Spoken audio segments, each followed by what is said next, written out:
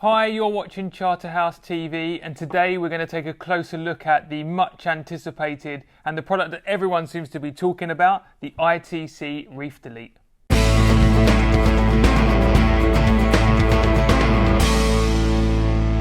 So the question that everybody's asking, the ITC Reef Delete, what is it? And it's a very refreshing approach to a problem that all of us marine or reef hobbyists have experienced in the past, and that is pests in our aquariums.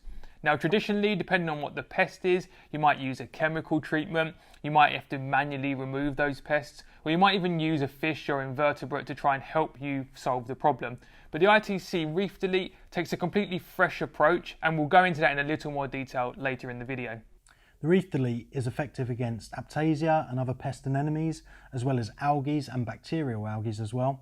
It's also effective against flatworms, as well as some soft corals. So people have problems with pest soft corals growing over their expensive frags. I mean, I don't have that problem myself. I can't grow most soft corals, but it definitely will help if you've got exenias or star polyps that you need to get rid of. So it's a really great bit of equipment. Yep. ITC have also said that there's a chance that this can be used to treat coral disease, and although there's tests ongoing, the way that it works, and as I said we'll come on to that, it indicates that that's probably the case. Now, it's worth making it clear here that while it can get rid of spots of algae, it's not designed to treat a big green algae bloom that you've got in your aquarium. The idea behind that is that you treat it manually as you normally would, and then you use this as basically like a spot gardening tool to get rid of those individual bits of algae or those Aiptasia that you might have a problem with. Quite often you'll buy a coral frag, and you'll on the coral frag plug you'll have a single Aiptasia or a single pest that you want to get rid of, and this would be perfect for that reason. Yeah, this is exactly that tool for that job. So the Reef Delete uses a high-powered UVC LED. This is housed under a quartz lens, and that means that you can get a really tight and powerful beam. Yeah, and then that beam can be used to target the species that we spoke about just a moment ago. Now, obviously, depending on what species you're treating will depend on how much exposure to that UV is needed to eradicate that pest. But the good thing is that because the UVC isn't a chemical treatment, you can use it for as long a period per single treatment or as many treatments as possible. That UVC, when it's on that organism, will be absorbed and break down its cell walls. So I think ITC are saying that something like a flatworm might take about 120 seconds worth of exposure to destroy that organism. Now, obviously, if it gets less than that, you're hoping that some of the cells have been broken down and that it dies in the future. But obviously, depending on what species you're going to be targeting, you need to make sure that you're giving it the right dosage. A lot of people have also asked, when treating species like Aiptasia and other pest anemones, whether the UVC will break down the spores that it releases as well. And because of the way this works, it will. So as you're using this on an Aiptasia, if it releases spores, if those spores are within the light beam, then they're also going to be broken down or start to be broken down.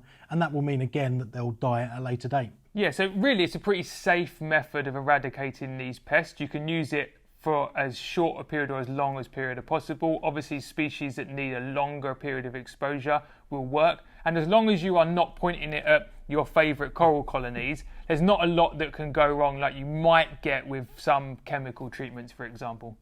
So using UVC light, some people have raised concerns, safety concerns in regards to the Reef Delete, but ITC have really thought about that and they've put in some really nice safety features.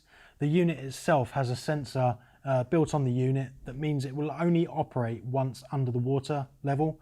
So if you're using it and you take it out of the water, it will switch off and it will only reactivate once you put it under the water level and press the button again. Yeah, and it also comes with this UVC test card, which is printed in UV reactive ink. Now, the primary use of this is so that you can put both the card and obviously the unit underwater and get a real understanding of just how far away from your target species the pen needs to be. And obviously, the further away, you'll get a wider beam showing on the card. But what that means is obviously the UV is going to be less powerful, so it might need more exposure time. But it also doubles up as a safety feature. So you can put this card on the outside of your aquarium, and because the UV won't travel through either a glass or an acrylic panel, you can use the pen to try and shine onto the card, and you won't see that UV ink illuminate, and it just gives you a little bit of a peace of mind that you're not going to blind your dog or your kids as they walk past while you're trying to use the pen. And also another feature or another accessory they've put into the box is these rather fetching goggles that will actually just give you another added protection to make sure that none of that light is going to be getting into your eyes and damage you or your loved ones.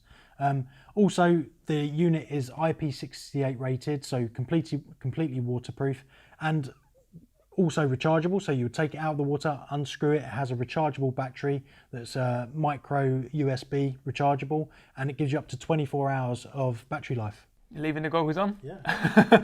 So you obviously, what you get in the box, you get the goggles that Steve was kindly sporting. You get the UVC test card, some instructions. You get the unit itself, which feels great in hand. It's made out of anodized CNC aluminium, rather lightsaber-like, if you like. All of that together costs £299. Now, we've had some feedback that people say that's not the cheapest way to eradicate these pests, and I think that's absolutely fair. But if you've got an aquarium that you might have losses in that are clearly you care about, but also financial, then this pen could be a good investment because, like I said, it's so well made, and in theory, with a rechargeable battery and the build quality, it should last you a long time. So if you're going to make an investment, you're going to have your aquarium for a long time, and you're going to keep it in your cabinet just to avoid any of those issues coming up, then we think with all the R&D behind it included, it's probably a fair price.